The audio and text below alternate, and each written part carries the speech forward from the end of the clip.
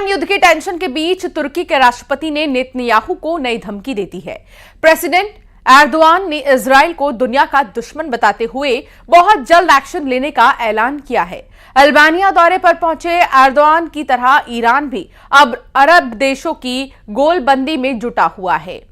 इस बीच Saudi crown Prince Mohammad बिन सलमान की एक तस्वीर ने अमेरिका को दहला दिया है।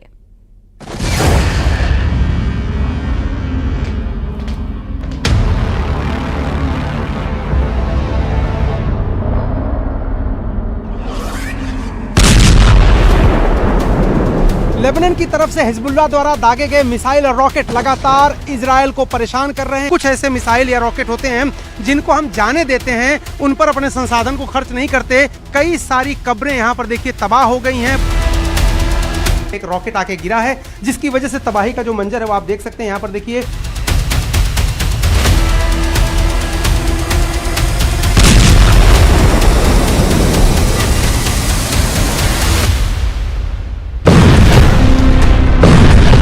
जैसे बम के धमाकों के साथ बेरूत की तस्वीर बदल रही है, जैसे जैसे रॉकेट की बौछार से तेल अवीव की शक्ल बदल रही है, उतनी ही तेजी से खाड़ी में खेमे बदल रहे हैं। इजराइल के खिलाफ मोस्ट पावरफुल ग्रुप बन रहा है। इस ग्रुप में होड़ ये लगी है कि जल्द से जल्द ईरान से दोस्ती की जाए और इजराइल के साथ अमेरिका को हद में लाया जाए। कई तस्वीरें हैं जिन्होंने अमेरिका और इजराइल की टेंशन बढ़ा दी है।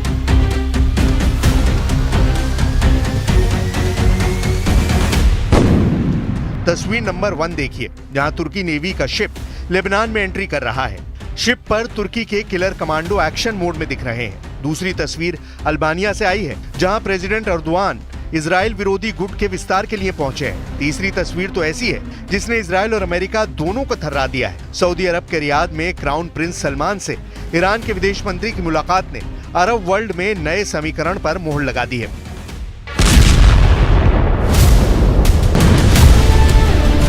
वॉर जोन में दिख रहे बारूदी तहलके से ज्यादा तपिश इन तस्वीरों में है। तेहरान में जल रहे इजराइल और अमेरिका के झंडे क्या कह रहे हैं? क्या ईरान ने सऊदी अरब को साथ लिया है? क्या खाड़ी के सभी पावरफुल नेशन पर खामिनेई की अपील असर कर गई है? सऊदी क्राउन प्रिंस मोहम्मद बिन सलमान और ईरान के विदेश मंत्री अब्बास अराक्ची की मीटिंग में युद्ध तनाव पर चर्चा हुई है। प्रिंस सलमान ने ईरान के विदेश मंत्री से वॉर टेंशन कम करने का वादा भी किया है।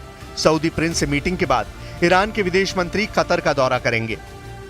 खाड़ी में अमेरिका के सबसे करीबी दो मुल्क सऊदी अरब और कतर को माना जाता है। अगर ये दोनों देश ईरान के खेमे में गए तो इजराइल का बचना मुश्किल होगा।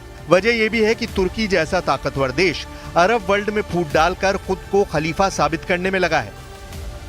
İsrail mezalimi görüşmemizin öncelikli gündem maddeleri arasında yer aldı. Netanyahu hükümetinin bölgesel kapsamının ötesinde artık küresel düzeni tehdit eder hale gelen saldırganlıkları hakkındaki görüşlerimizi paylaştık. उधर डिप्लोमेसी फ्रंट पर इजराइल जैसे जैसे ट्रैप में फंसता दिख रहा है, उतना ही वॉर जोन में उसे झटके लग रहे हैं। इजराइल की धरती थर्रा रही है। इजराइल के आसमान में बारूद का बवंडर उठ रहा है। कभी रॉकेट अटैक तो कभी ड्रोन से मिसाइलें फट रही हैं। इजराइल के चप्पे चप्पे पर दुश्मनों के धमाके की छाप दिखाई देने लगी है। लेबनान से लगी इजराइल के सरहदी शहरों में अब किसी को सलामत होने की गारंटी नहीं है। मैं इस वक्त इजराइल लेबनान के बॉर्डर के बेहद करीब एक गांव में हूं, जहां 8 अक्टूबर को दोपहर 1 बजे एक साथ कई दर्जन रॉकेट से हिजबुल्लाह ने हमला किया था और उनके निशान आप अब भी गांव में जो घर है उनकी दीवारों पर देख सकते हैं। छोटे छोटे छेद यहां पर हुए हैं। हालांकि जो रॉकेट है वो गिरा था दूसरी बिल्डिंग पर। ये देखिए सामने की जो बिल्डिंग है उस पर रॉकेट गिरा था और उसकी वजह से दीवारें काली पड़ गई हैं। अगर हिजबुल्लाह के हमले में इजराइल को भारी नुकसान हुआ है। आईडीएफ के टॉप कमांडर को नईम कासिम के लड़ाकों ने ढेर कर दिया है। हिजबुल्लाह ने नेतन्याहू आर्मी के बड़े ऑफिसर को मारकर दहला दिया है। इजराइल फोर्सेस की एलन ब्रिगेड की 5030वीं बटालियन के सार्जेंट मेजर रोनी गनीजाते हिजबुल्लाह के हमले में मारे गए हैं। 36 साल के मेजर गनीजाते लेबनान में हिजबुल्लाह के खिलाफ जमीनी हमले में मारे गए हैं। ग्राउंड बैटल में अब तक हिजबुल्लाह ने इजराइल के 12 सोल्जर्स को ढेर किया है। अपने अफसर की मौत के बाद इजराइल ने हिजबुल्लाह के 2 कमांडर मार डाले हैं, जिसमें एक अहमद मुस्तगा अलहाज अली और दूसरा मोहम्मद अली हमदान बताया गया है। हिजबुल्लाह के दोनों top commander anti tank core के कमांडर थे। दो टॉप कमांडरों की मौत का बदला लेने के लिए हिजबुल्लाह ने इजराइल के कब्रिस्तानों को भी बारूद से पाट दिया। यहाँ की धार्मिक मान्यता के मुताबिक उनको भी शांति नहीं है और आप यहाँ पर देखिए कि ये पूरा कब्रिस्तान टूटा फूटा। यहाँ पर देखिए ये गवाही दे रही हैं तस्वीरें कि लोग जो हैं वो यहाँ पर अपने प्रियजनों को देखने आ रहे हैं। देखिए जिनको ये खबर पता लगी है कि कब्रिस्तान के ऊपर रॉकेट हमला हुआ है, वो लोग अपने प्रियजनों की देखिए यहाँ पर कब्रें देखने आ रहे हैं और लोग यहाँ पर लगातार जो अटैक हुआ है रॉकेट से उसको देखने आ रहे हैं। हिजबुल्लाह फाइटर इजराइल के किरियात शमोना से आगे बढ़कर अब बेत हिलेल और मयान बारूज तक मार कर रहे हैं। गैलीली में हिजबुल्लाह के रॉकेट के छर्रे से छलनी दीवारें हर जगह देखी जा सकती हैं। हिजबुल्लाह के हमलों में आई तेजी की वजह से रदवान पोस्ट के नए कमांडर की तैनाती है। इजराइल मीडिया के मुताबिक रदवान पोस्ट के पूर्व कमांडर हैतम अली तबातबाई को हिजबुल्लाह के मिलिट्री ऑपरेशन का चीफ बनाया गया है। हैतम अली के साथ मिलिट्री लीडरशिप में जिहाद काउंसिल के मेंबर मोहम्मद हैदर को भी सैन्य ऑपरेशन का जिम्मा सौंपा गया है। वहीं हाशिम सैफुद्दीन की मौत के बाद हिजबुल्लाह की पॉलिटिकल विंग का चीफ अब नईम कासिम को बनाया गया है। नए कमांडरों की यही तिकड़ी नेतन्याहू से नसरल्लाह की मौत का बदला लेगी, लेकिन अमेरिका के रहते ये मुमकिन नजर नहीं आ रहा है। सुपर पावर ने इजराइल को इतने हथियारों से लैस कर दिया है कि उसे युद्ध में परास्त करना हिजबुल्लाह तो क्या कई देशों के बूते की बात नहीं। ब्राउन यूनिवर्सिटी के कॉस्ट ऑफ वॉर प्रोजेक्ट की एक नई रिपोर्ट से पता चला है कि अक्टूबर 2023 से अब तक अमेरिका ने इजराइल पर 22.76 बिलियन डॉलर खर्च किए हैं। अमेरिकी हथियारों की आपूर्ति में लगभग 57,000 तोपखाने के गोले, तोपों के लिए 36,000 राउंड गोला बारूद, 20,000 M4A1 राइफलें, 14,000 एंटी टैंक मिसाइलें और 8,700 MK-82 500 पाउंड बम शामिल हैं। इजराइल के लड़ाकू जेट हों या फिर डिफेंस सिस्टम, सब के सब सुपर पावर के बजट से चल रहे हैं।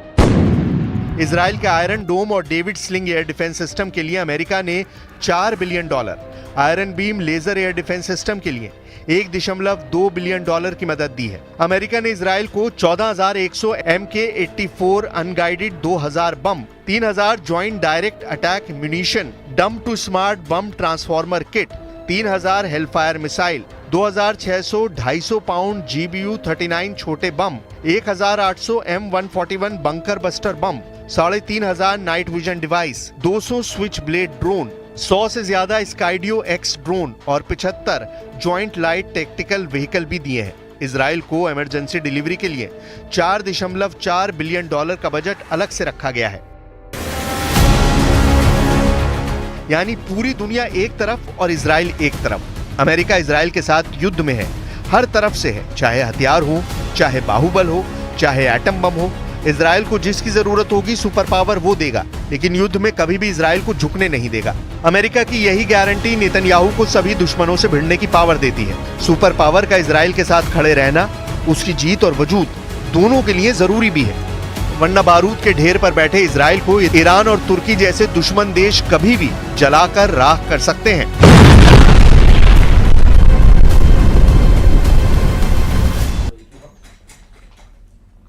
ईरान ने 1 अक्टूबर को इजराइल पर 200 मिसाइलों से हमले करके सभी को चौंका दिया था।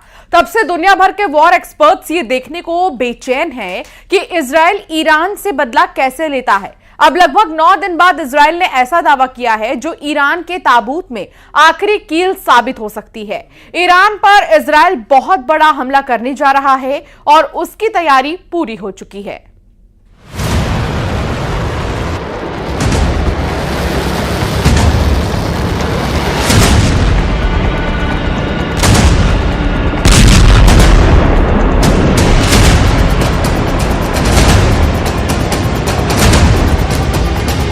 हमले को तैयार इजराइल, देखते रह जाओगे खामनेई।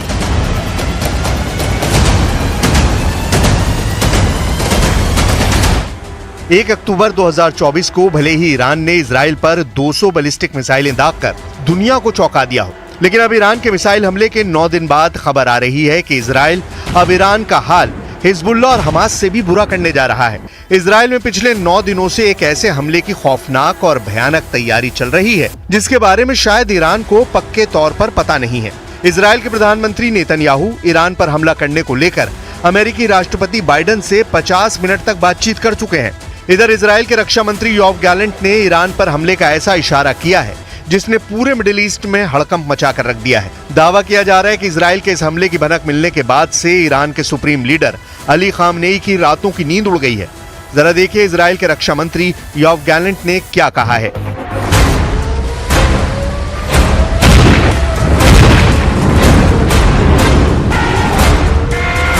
ईरान को समझ नहीं आएगा क्या हुआ और कैसे हुआ। योआव गैलेंट ने कहा कि ईरान पर इजराइल का हमला घातक और सटीक होगा और इस हमले की ईरान को भनक तक नहीं होगी। ईरान को समझ नहीं आएगा कि क्या हुआ और कैसे हुआ। योआव गैलेंट का यह बयान इजराइल पर ईरान के मिसाइल हमलों के जवाब में आया है। सूत्रों की माने तो इजराइल ईरान के प्रमुख तेल ठिकानों को निशाना बनाने की योजना बना रहा है। माना जा रहा है कि हमले ईरान की अर्थव्यवस्था को गहरा नुकसान पहुंचाने के लिए होंगे, क्योंकि ईरान की बड़ी आर्थिक ताकत उसके तेल क्षेत्र है। इसके अलावा इजराइल ईरान के परमाणु ठिकानों पर भी बहुत बड़ा हमला कर सकता है। 50 मिनट में हुई सीक्रेट डील, उड़ा दो ईरान के एटमी ठिकाने। लगभग 100 घंटे से दुनिया भर की मीडिया में ये दावे किए जा रहे हैं कि ईरान ने जमीन के नीचे एक बहुत बड़ा परमाणु परीक्षण किया है। दावा किया जा रहा है कि इजराइल ने पिछले 120 घंटे में ईरान में आए भूकंप और परमाणु बम का परीक्षण के दावों का सीक्रेट पता कर लिया है। इसीलिए बाइडेन और नेतन्याहू ने 50 मिनट तक फोन पर बातचीत के दौरान लगभग फाइनल कर दिया है कि अब ईरान को 200 मिसाइल हमलों का जवाब जबरदस्त तरीके से दिया जाएगा। התקפות שהאיראנים תקפו אותנו לפני זמן קצר. ההתקפות האלה היו אגרסיביות, אבל ההתקפות האלה נכשלו כי הן לא היו התקפות מדויקות. חיל האוויר לא נפגע, כל המסלולים פועלים. भले ये कयास लगाए जा रहे थे कि अमेरिका इजराइल पर दबाव बना चुका है कि वो ईरान के परमाणु ठिकानों को तबाह नहीं करेगा, लेकिन जब से अमेरिका को खुफिया जानकारी मिली है कि ईरान ने भूकंप की आड़ में एटमी परीक्षण ही किया है, तब से अमेरिका अब इजराइल को उसके एटमी ठिकानों पर हमला करने की हरी झंडी दे चुका है। ऐसा सूत्रों के जरिए दावे किए जा रहे हैं। अब ये भी जान लीजिए कि ईरान ने 5 अक्टूबर को क्या किया था।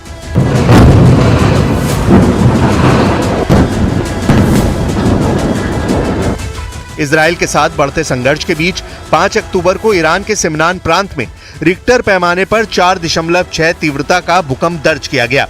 भूकंप का केंद्र कथित तौर पर सतह से लगभग 10 किलोमीटर नीचे और एक ईरानी न्यूक्लियर एनर्जी प्लांट के करीब था। ईरान के सिमनान प्रांत के कावीर रेगिस्तान में ईरान ने परमाणु परीक्षण किया है, ऐसे अब दावे किए जा रहे हैं। भूकंप के समय और परमाणु सुविधा के करीब होने के कारण इस बात की अटकलें लगाई जा रही हैं कि ईरान ने परमाणु बम का परीक्षण किया है। दावों के मुताबिक भूकंप का केंद्र सतह से लगभग 10 किलोमीटर नीचे और एक ईरानी न्यूक्लियर एनर्जी प्लांट के करीब था। भूकंप के दौरान जिस तरह की लहरें जमीन में उठती हैं, ये लहरें वैसी नहीं थी। ये लहरें वैसी थी जैसी न्यूक्लियर विस्फोट के बाद जमीन पर चलती हैं। इसीलिए दुनिया भर के रक्षा एक्सपर्ट्स और वैज्ञानिक ये दावा कर रहे हैं कि ईरान ने परमाणु परीक्षण किया है। ईरान ने इन दावों का खंडन नहीं किया है, जिसमें दावा किया जा रहा है कि ईरान ने एटम बम का टेस्ट किया है। यूनिट 9900 का वॉर प्लान, ईरान पर अदृश्य हमला।